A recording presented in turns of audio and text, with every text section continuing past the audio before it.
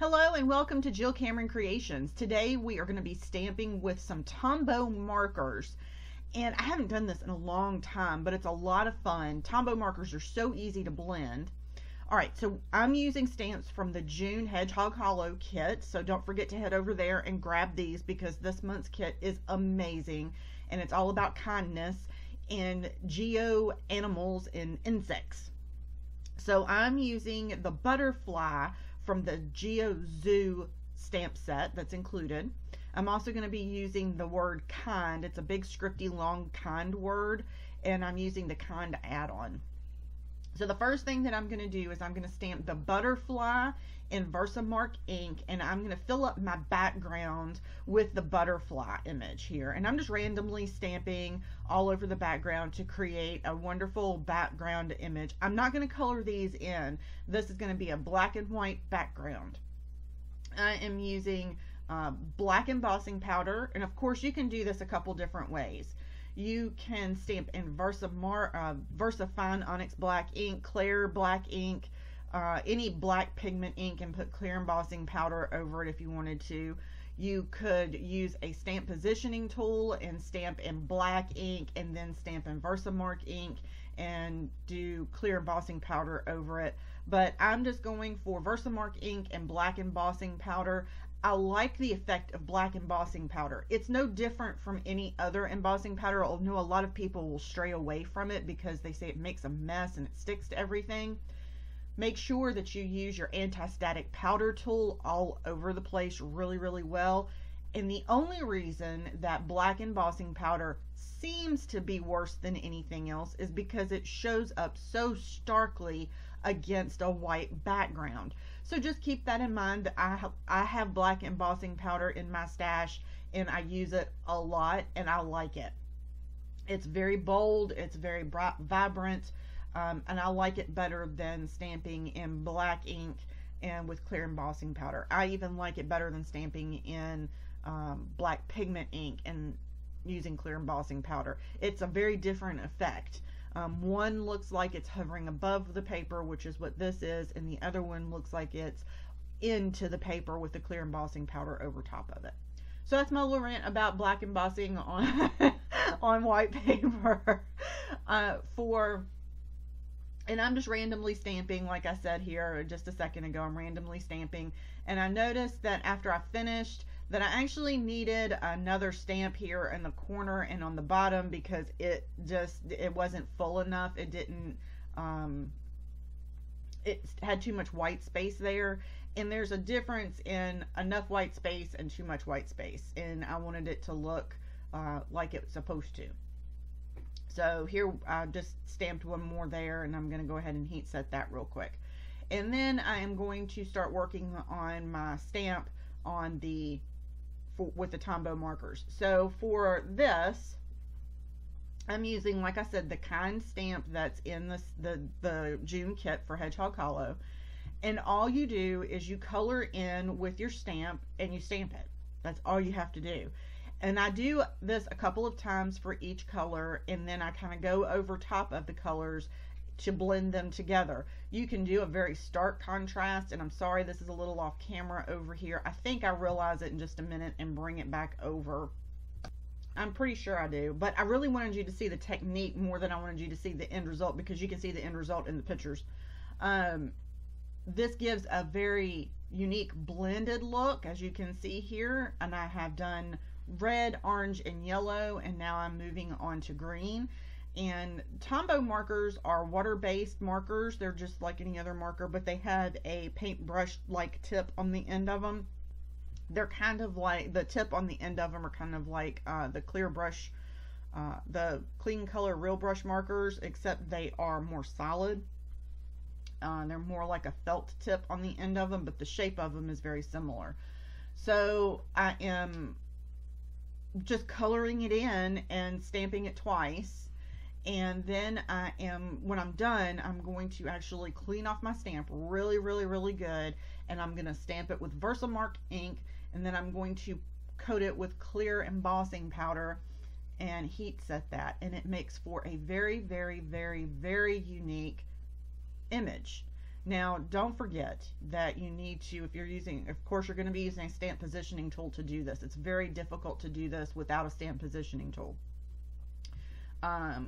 Unless you do it all at one time, which I don't have much luck in getting that done and it looking good. So, just because the ink dries on the ink from the marker dries very, very quickly if you do it that way. You know, you can try it to do it all at one time and stamp it, but the ink does dry very quickly at that point. So, I did the rainbow from red into purple for the tail of this, and then for the actual word, I'm doing it more in purples, pinks, and blues, because purple's my favorite color, y'all know that. And I absolutely love this technique. It gives it a very, very, very textured look.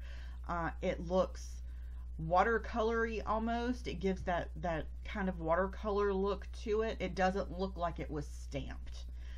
That's one thing that I see. It doesn't look like it was stamped. It looks like more that it was inked, which I really like. So I'm going to do what I said I was going to do and clean this up. Now, this doesn't have a coordinating die with it, and I'm not about to fussy cut this out. It would look like a kindergartner did it. It's not my forte at all. So I put this piece of cardstock on a PixScan mat for my silhouette Cameo, took a picture of it, uploaded it into my software, and I put a border around it and send it to my silhouette Cameo and cut it out that way. Seeing this as it reveals after you heat this is absolutely amazing. It just brightens it up so much when you put that clear embossing powder on it, even though it was beautiful to begin with, but it looks like it was handwritten instead of stamped. And that's one thing that I really like about stamping with the Tombow markers, is that it gives it a completely different look. Even though you're doing the same exact thing, it just looks way different. Okay, so now I'm going to put this on my PixScan mat, and I'm going to cut this out and PixScan mat and take a picture of it and then send it to my software. So now I'm going to peel this out, and here's the border around it. Easy peasy lemon squeezy. And I'm going to put this on the front of the card. To finish the card off, I'm using the add-on sentiment, the add-on kindness sentiments, and I'm going to stamp this on a strip of purple cardstock and white detail embossing powder. And then I'm going to add a rainbow of Nuvo jewel drops. And jewel drops are just, they're more translucent and give just a hint of color.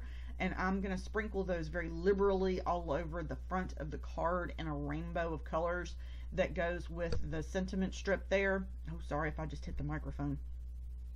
I talk with my hands, so sometimes I hit the microphone.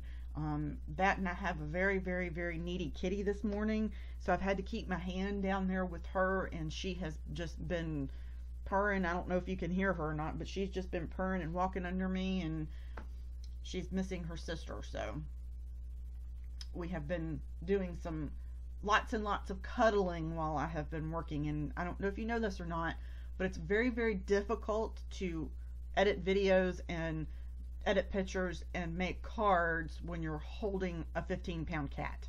And yes, she weighs that much. She is my big girl, and I love my Daisy kitty to death. She's being very needy right now, and I think she finally walked away. Okay, so my random story about my cat, and I'm finishing up this card here, and I absolutely love the background. The texture of this in real life is so amazing. And the sentiment here reads, be silly, be kind, be silly, be honest, be kind. And I think that is just very, very fitting, especially for this time. Be silly, be honest, be kind. I think that's just amazing. I added some foam tape here, and the foam tape that I'm using are the teeny tiny little strips from scrapbook.com. They bend to my will, ha ha ha ha, very easily, and they're great for shaker cards. Absolutely love them for shaker cards. Okay, So here we are. Here is our card, and now I'm going to put the jewel drops on it. And if you have problems with your jewel drops not leveling out, or they seem a little clumpy maybe, what you'll want to do is make sure that they are a little bit warmer than room temperature. And to do that, I will put them under my leg. I have put them in the crook of my arm. I've put them in my armpit. I've put them in my bra to get them warm.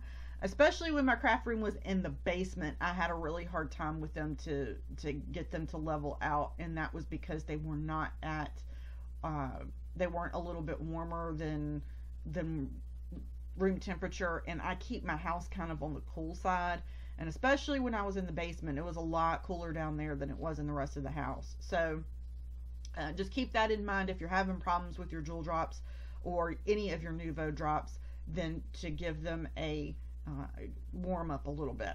Okay, so thanks so much for joining me today. Don't forget to subscribe to my YouTube channel. Head over to the Hedgehog Hollow and get your kit today. This is an amazing kit for the month of June. And here's our pictures of our finished cards. Look at that beautiful rainbow. Y'all have an amazing day. Thanks so much.